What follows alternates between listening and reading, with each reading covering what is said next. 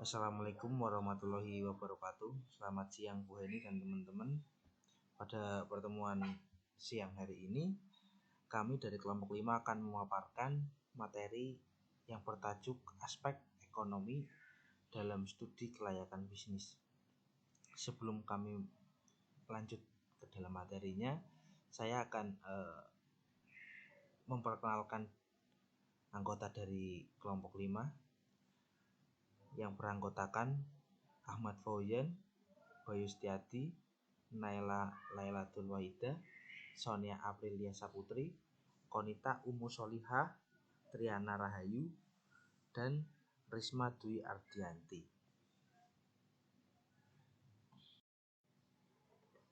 Kondisi makroekonomi secara langsung maupun tidak langsung dapat berpengaruh terhadap perkembangan perusahaan.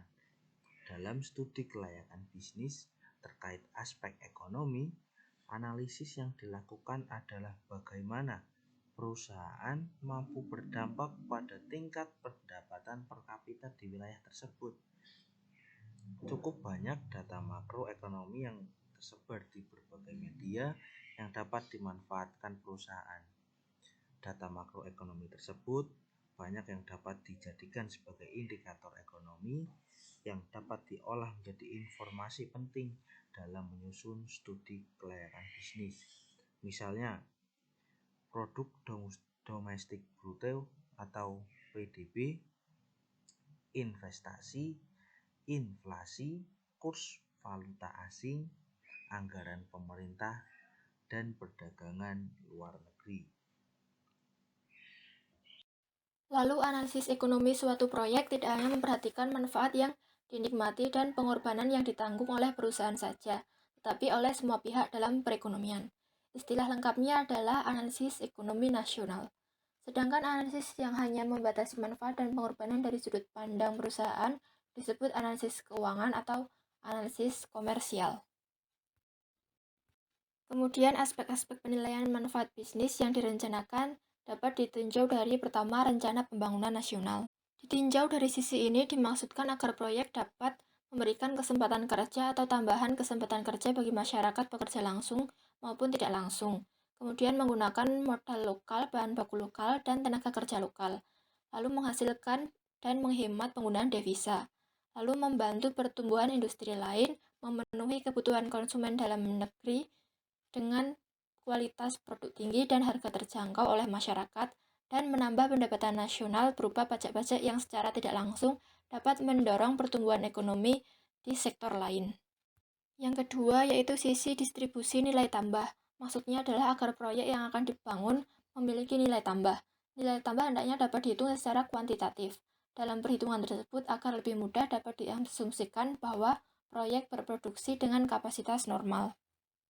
Yang ketiga, hambatan di bidang ekonomi. Pelaksanaan pembangunan ekonomi terus dilaksanakan dalam rangka menaikkan atau paling tidak mempertahankan pendapatan yang telah dicapai. Beberapa penghambat seperti produktivitas rendah, besarnya ketimpangan, distribusi pendapatan, penggunaan tanah yang produktivitasnya rendah, lalu prioritas dalam pelaksanaan pembangunan. Yang keempat, dukungan pemerintah. Pemerintah mempunyai kepentingan agar perdagangan yang dilakukan oleh perusahaan-perusahaan dalam negeri akan menghasilkan devisa bagi negara. Salah satu bentuk dukungan itu adalah melalui proteksi perdagangan. Proteksi perdagangan merupakan seluruh intensif perdagangan baik berupa proteksi maupun bantuan. Oleh karena itu, proteksi perdagangan lebih tepat disebut sebagai intensif perdagangan. Analisis ekonomi dilakukan karena adanya ketidaksempurnaan pasar, seperti monopoli, proteksi, dan pengendalian harga. Kemudian adanya pajak dan subsidi yang merupakan biaya bagi perusahaan dan aset bagi pemerintah. Lalu berlakunya konsep surplus konsumen dan surplus produsen. Artinya jika supply meningkat maka harga akan turun sehingga dapat menguntungkan konsumen, dan jika demand meningkat maka akan menguntungkan produsen. Yang selanjutnya yaitu mengenai pendekatan yang dipergunakan. Pendekatan yang dimaksud di sini adalah pendekatan yang digunakan untuk melakukan analisis ekonomi suatu proyek. Dalam pendekatan ini, metode yang digunakan dimulai dengan melakukan analisis profitabilitas finansial berdasarkan atas harga pasar. Kemudian baru dilakukan penyesuaian untuk mengestimate manfaat bersih proyek bisnis sesuai dengan harga ekonomi atau tidak. Untuk yang dimaksudkan dengan harga ekonomi di sini adalah harga yang seandainya tidak terdapat distorsi apapun. Penentuan harga ekonomi tersebut atau yang disebut juga dengan shadow price atau harga bayangan perlu dilakukan untuk setiap input dan output proyek bisnis. Selanjutnya mengenai harga bayangan untuk resource. Yang pertama ada input dan output yang diperdagangkan. Suatu proyek dikatakan diperdagangkan apabila kita bisa memperolehnya di pasar dunia.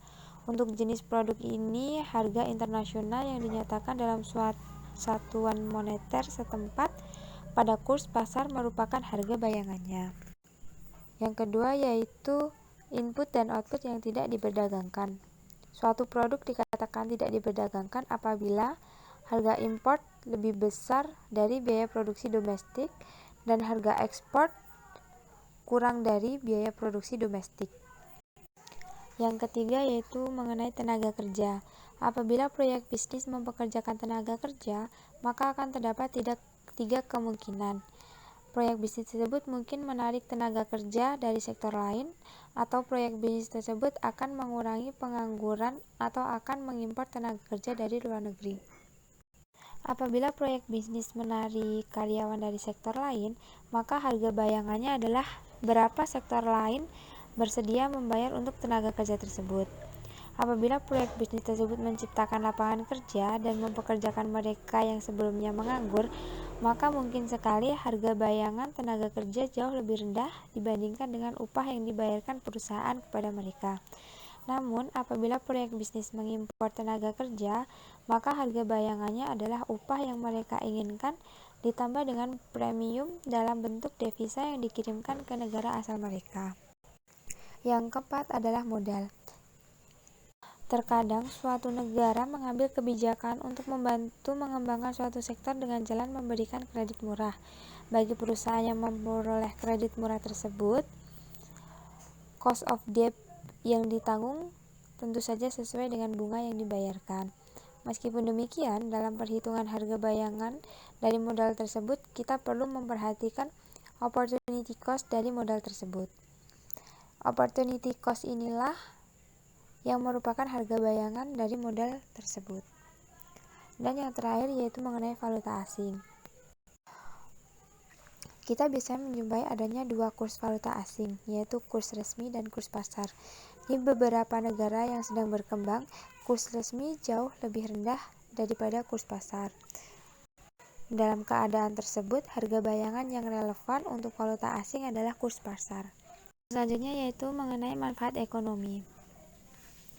Pengukuran manfaat lebih sulit dibandingkan dengan pengukuran biaya ekonomi, karena di samping manfaat ekonomi yang diterima secara langsung berupa output proyek bisnis yang dapat diukur dengan satuan moneter, terdapat manfaat sekunder dan manfaat intangible yang sulit diukur dengan satuan moneter.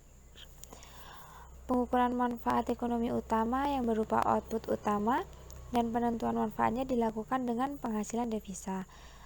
Oleh karena itu, perlu juga mendapatkan penyesuaian dengan konsep harga bayangan.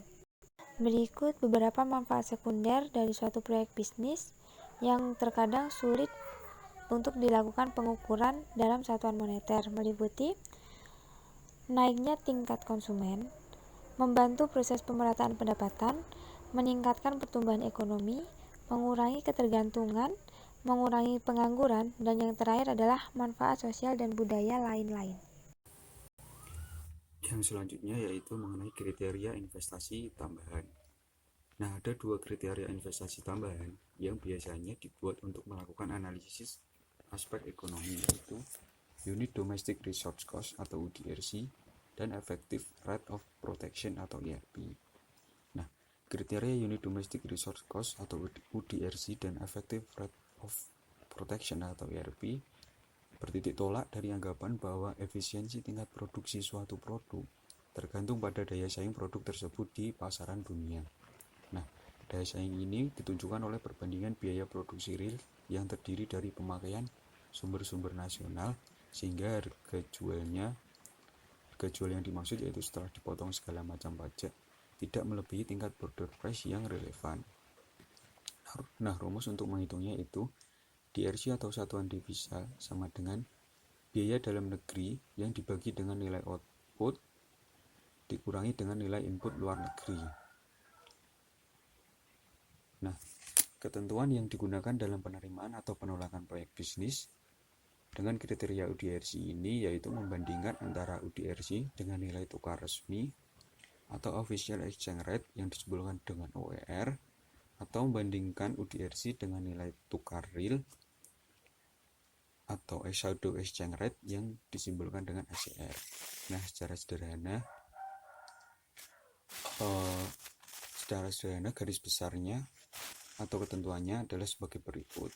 Nah, apabila UDRC lebih kecil atau sama dengan OER, maka bisa disebutkan bahwa proyek bisnis bisa kita terima.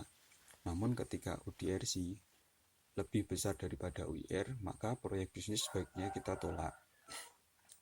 Kemudian jika menggunakan perbandingan dengan SER, maka ketika UDRC lebih kecil atau sama dengan SER, maka proyek bisnis bisa kita terima. Namun ketika UDRC lebih besar daripada nilai SER, maka sebaiknya proyek bisnis kita tolak. Nah, suatu aktivitas dikatakan efisien dalam arti mempunyai keunggulan komparatif bisa dilihat dari segi penghematan sumber daya domestik, yaitu ketika rasio DRC lebih kecil daripada 1. Jadi makin kecil rasio DRC, maka semakin efisien aktivitas bersangkutan dalam pemanfaatan sumber daya domestik.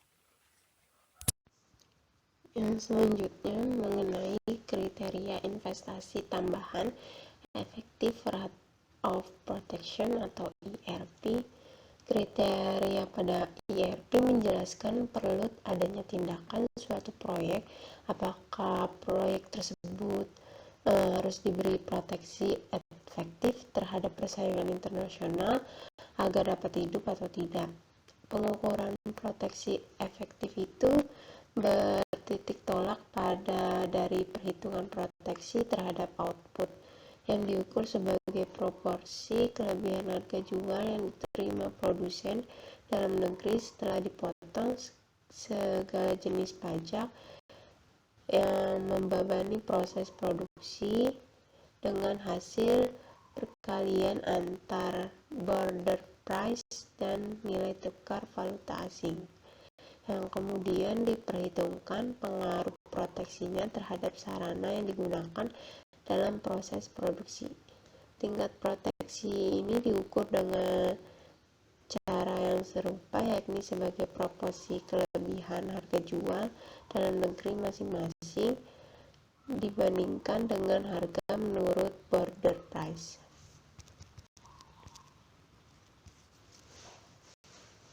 Selanjutnya, rumus ERP menyesuaikan proteksi yang diberikan pada output dengan menghilangkan efek proteksi yang dinikmati oleh sarana produksi. Hasil netonya yaitu mengukur proteksi yang diberikan terhadap nilai tambah dalam negeri yang diciptakan oleh faktor-faktor nasional dalam proses produksi tersebut, yang sudah dinyatakan bahwa nilai tukar devisa masuk dalam penyebut rumus untuk ERP. Tingkat ERP sangat peka terhadap nilai tukar devisa. Kedua alternatif utama untuk nilai tukar dalam rumus ERP terdiri dari yang pertama nilai tukar resmi, yang kedua shadow exchange rate. Apabila suatu proyek memerlukan proteksi efektif yang positif agar dapat hidup, maka proyek tersebut dianggap tidak visible.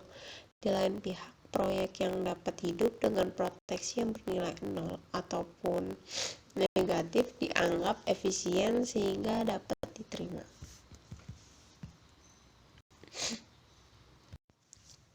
Yang selanjutnya mengenai contoh dari ERP. Misalkan suatu perusahaan memproduksi suatu barang untuk memenuhi kebutuhan pasar nasional yang memakai sumber dalam negeri sebesar 2.500 yang dihemat melalui substitusi impor.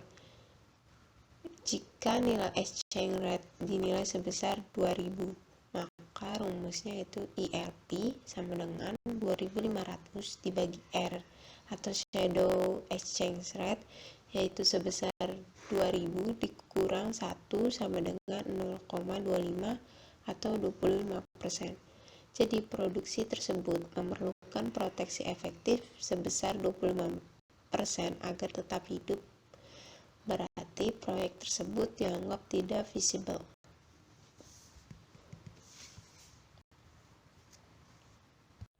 Kemudian dampak positif usaha atau investasi dari aspek ekonomi. Yang pertama, meningkatkan ekonomi rumah tangga melalui peningkatan pendapatan keluarga, tersedianya ragam produk, terbukanya kesempatan kerja, tersedianya sarana dan prasarana, hingga mengurangi pengangguran. Aspek-aspek ini atau poin-poin yang baru saja disebutkan dapat kita lihat ketika banyaknya perkembangan UMKM yang saat ini dapat kita lihat sendiri. Yang kedua, meningkatkan perekonomian pemerintah lokal atau regional yang melalui penambahan peluang tenaga kerja, memperoleh pendapatan melalui pajak, menambah pusat pertumbuhan ekonomi di suatu daerah, dan mengurangi ketergantungan impor. Dari peningkatan perekonomian pemerintah lokal atau regional ini dapat kita lihat juga dari meningkatnya UMKM yang sudah banyak beredar di sekitar kita. Yang ketiga yaitu pengembangan wilayah melalui pemerataan pembangunan. Pemerataan pembangunan ini contohnya dapat kita lihat juga ketika ada pasar-pasar yang saat ini sudah dibongkar kemudian diberikan pembangunan ulang lagi agar menjadi lebih baik. Yang selanjutnya ada dampak negatif usaha atau investasi dari aspek ekonomi. Dampak negatif yang pertama yaitu adanya eksploitasi sumber daya yang mungkin berlebihan. Hal itu dapat kita lihat misalkan ketika ada hutan yang mungkin itu bisa dijadikan untuk tempat usaha, kemudian itu dilakukan pembabatan secara besar-besaran. Nah, maka hal itu dapat mengeksploitasi sumber daya alam yang berlebihan tadi. Yang kedua, masuknya pekerja luar yang mengurangi kesempatan kerja masyarakat sekitar.